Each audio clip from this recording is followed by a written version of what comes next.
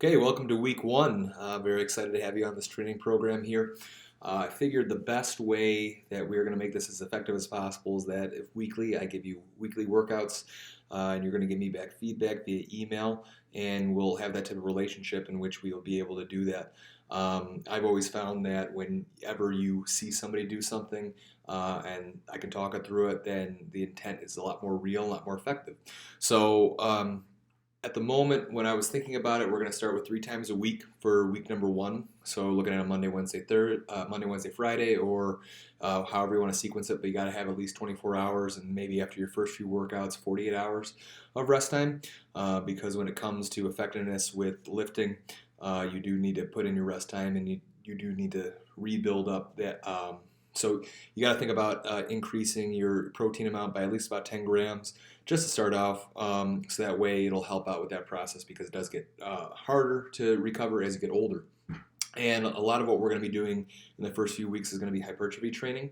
And in reality, what it's going to do is it's going to increase your strength at the same time burn fat. So it's going to eventually plateau, but at least for the first 4 to 6 weeks, it's going to be highly effective. And it's actually the type of training that I like to do when I'm looking to burn fat, which is usually very often. So what I'm going to do is I'm going to give you 6 different exercises. And the target, what I want you to do is hit 200 repetitions per workout session. Now, out of the 6 that I'm going to show you today, there's 2 shoulder, 2 chest, and 2 for your tricep because you want to focus more on upper body. And I think one thing that we're going to find is that as we progress, you're going to want to do a little bit more, which is fine. We can talk about that as it gets to it. But for the first month, first 6 weeks, let's just focus on basics. Let's get you in a routine that's basic. There's going to be days that you're not going to want to do it. There's going to be days that you're going to want to do more. One of the biggest issues that happens with weightlifting and starting off is not getting the proper amount of rest time in because you're being a little overzealous. It's just something I've seen too much. So just stick to the plan. Trust in the process. It's a process that doesn't have to get done overnight. So it's going to be very effective. So as I said, I'm going to give you 6 exercises. What I want you to do is choose at least 4 of them. And then you can mix and match. So I don't want you to do the same 4 every session for the first week, but you can at least do, you can switch it up. So if you end up doing like a stand and press 2 sessions in a row, it's not a big a deal, but I would probably only do an exercise twice in a week. If mathematically happens out that way. But either way, I'm going to show you what to do. It's going to require maybe a curl bar if you have one. I think you do have one, but if you don't, you can do them all by dumbbell. There's also questions about quickness and slowness on the lift. What I have to say about that is when it comes to hypertrophy training, don't really focus on the speed at all. Just go through your normal range of motion at your normal pace, and that should be fine. So, as I said, with 50 repetitions, I want you to find a challenging weight. You don't know what that is yet. So, you're going to have to feel it out your first week. So, you need to make sure that your first session, if you do, say, like 5 pounds or 8 pounds on a dumbbell, and you can do 50 repetitions straight, well, you got to increase the weight. If we're going for hypertrophy training, it should be at least, you should be breaking up into 2 sets of 25. And if it's not difficult by about 25, 30 repetitions, and up the weight because it shows that you're at that baseline level of strength and metabolically it's not going to do much for you. Okay, so I'm going to show you a couple. I'm going to maneuver around the video a little bit, and again, I try to cover as much as possible, but you're probably going to have more questions, and all questions are good questions, especially when it comes to thinking about if you're doing it right with weightlifting. So, all right, and hopefully the quality, you can hear me well enough. So, stand and press is pretty simple. This is my go-to with most programmings. I love working the shoulders. It works so much. You work out your deltoid muscle as well as your tricep. That's the other thing about the education too is I don't focus so much on the bicep. It looks like I do, but I don't. I focus mostly on the tricep because it's 2/3 the size of your arm. So most of the excess fat in people's arms occurs in triceps. So I try to do a lot of compound movements that have to deal with that because double whammy, right? So stand and press, there's 2 ways to do it. You either can do it in the sagittal plane or you can do it in the frontal plane. Because again, I don't know previous medical history too well, but what I can do is I can show you a few things if one thing isn't working for you. All right, so I'm actually going to sit and do this. And you can also sit and do this too, but I also have more things to say about that as well. So when you do this exercise, you want to make sure your shoulders align with your hips, okay? Think of a line. You're drawing a straight line from your shoulders to hips. If your shoulders are behind or in front of the hips, then it's going to lead to eventual back issues along the way, all right? And again, it gets more chronic as you're older. So make sure shoulders align, chest is slightly a bit out, your back's going to be slightly arched, and you pay more attention to that because if you shrug the shoulders in, then it leads to more lower doses, which is no good. All right, so elbows line up with the shoulder. Press straight. You don't have to meet them at the top. Bring them back down right to 90 degrees. When you go too far down, it's not going to kill you over the long run, but it could lead to shoulder impingement, and that's also a bad time too.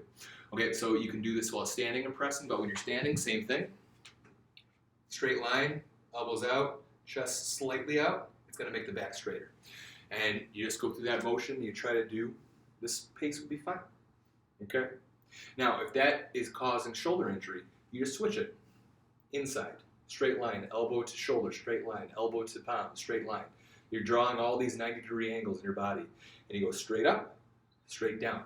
It actually works like a charm. If you have shoulder pain while you're doing these, you switch the sagittal plane. It's still activating the deltoid muscle, but it's using just different secondary muscles, which is a good thing. Lateral raise. This is a standing motion. This is going to burn a lot of fat on your shoulders, burn a lot of fat on your arms as well. This is also a 50 rep like everything else. All right. Elbows stay straight. Elbows are locked. If I say something like locked, locked means that the joint is locked. Okay. Sometimes it's appropriate, sometimes it's not. For this exercise, it's very appropriate. So we're going to go elbows locked. We're standing. Start with it right at your hips. You're going to lift them right until your knuckles are in line with the top of your shoulder. Okay? So you draw a straight line from knuckles to shoulder. That's as far as you go. You don't have to fly up any further than that.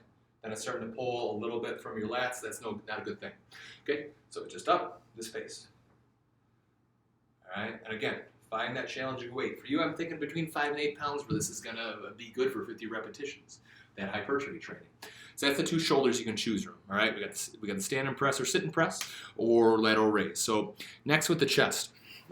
With the chest, depends if you have a bench readily available at home. With the bench, you can have a lot more variance with your chest. It's really, really hard to work it without a bench.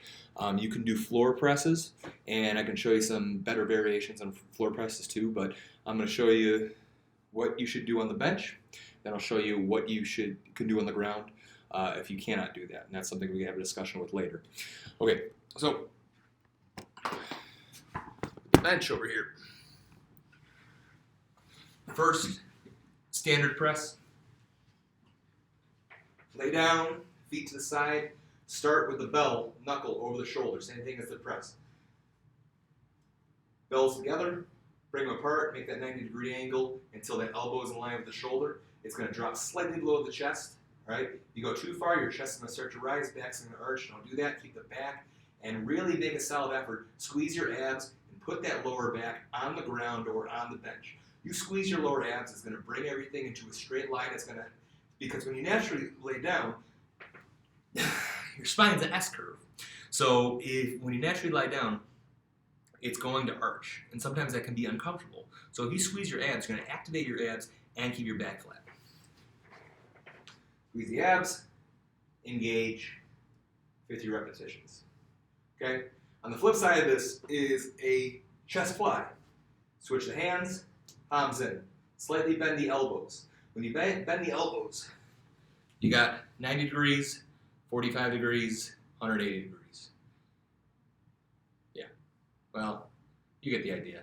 It's not 45 degrees, it's 135. But anyways, you want to be around that 135 to 180. Okay, you don't want to be past that halfway point to 90 degrees. Okay, so make that angle. You're going to start with those elbows slightly bent, and what that does is it activates your biceps. Your chest will rise with that. That's okay. And then you bring it back to the center. You want to feel your chest come together. It's called a chest fly. Now, don't let the bells will stop at a straight line at your chest. Elbows are going to drop below your body. And at the top, finish at the top. If you're going on the floor press, just do the same things on the floor, except when on a floor press, your elbow is going to touch the ground, and that stops the press. It's a little bit easier, but I mean, that's just the nature of the beast if we don't have the equipment. The last thing we have is triceps, big target areas. All right. I'm not working with anything on the back today. We will work some back in the second week, and we will get some pretty creative with that too. And so let me just get into it. We have two. We have back extensions and something we call skull crushers. The back extension can be with one arm or two arms. I usually do it with two arms. So when you do it, make a diamond with your hand. The diamond goes right here. See this area? Well, you don't see it yet. There's this area right here in the belt. Okay? A lot of people, when they do it, they put two hands, they go like this. That's unwise. Go like that. There. Rotate it. Start straight up. Go as far as your elbows are going to take it up. And you see me sitting down. If you want less back pain, do it when you're standing up. All right, it's a whole lot easier. Less back pain doing it. When you sit down, you tend to slump a little bit more. And you just do standing up. I find everything a lot easier, especially on the back. And then skull crushers is the other one. This is also tricep extension because you're extending. When you start at the angle and you finish up. I'm going to show this to you on the bench, and you can do it with either a barbell or you can do it with dumbbells. This is one that you have to be most technically proficient, and I'm going to explain this one out the most because this is the easiest one you can get wrong. Okay. So with this one, lay down, straight line again. Same setup with everything. You always want knuckles over the shoulders. So here, the idea is that the elbow does not move position. Pretend like someone's holding it. It's in a locked position. What your elbows want to do is move to the outside of your body. When they do that, it puts more pressure onto the shoulders, and the shoulders pick up the slack for the triceps. There's no isolation when you do that. So to isolate that, keep your elbows in one spot. See, they're not moving. The only thing that's moving is my forearms. This one you can do a little bit slower, because when you do this slower, you're going to feel this one out more. Touch your shoulders with the top of the bells. One thing that also happens is as you go down, your elbows are going to want to drop to your chest. Again, big no-no. Elbows in one spot. If you do it correctly, you'll see the forearm is the only thing that's moving. This is going to be the hardest and going to take the most coordination to do. Take your time with it, but you're still doing your 50 when you're doing it. It's going to be quite the burnout. You could be doing this at 8 or 10 pounds. I'm on 10 pounds and I'm even feeling it right now. Now, if you want to, and you have it, do it on a curl bar. It's a little bit easier on a curl bar. You grip and wear your shoulder width grip apart. Lay down. Same thing. The barbell should hit right around your nose to mouth. Okay? Do a weight you can do. And you take your time with it, because if you don't, then where's the weight going? But this exercise is the most effective for isolating there with limited equipment. Okay? So let's wrap up.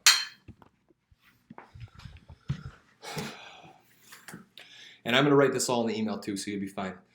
We got stand and press or sit and press for the shoulder, lateral raise for the shoulder. For the chest, we got chest flies, bench press, tricep, back extension, skull crusher. My suggestion is to do 1 or 2 of the shoulder and the chest and just 1 tricep each time.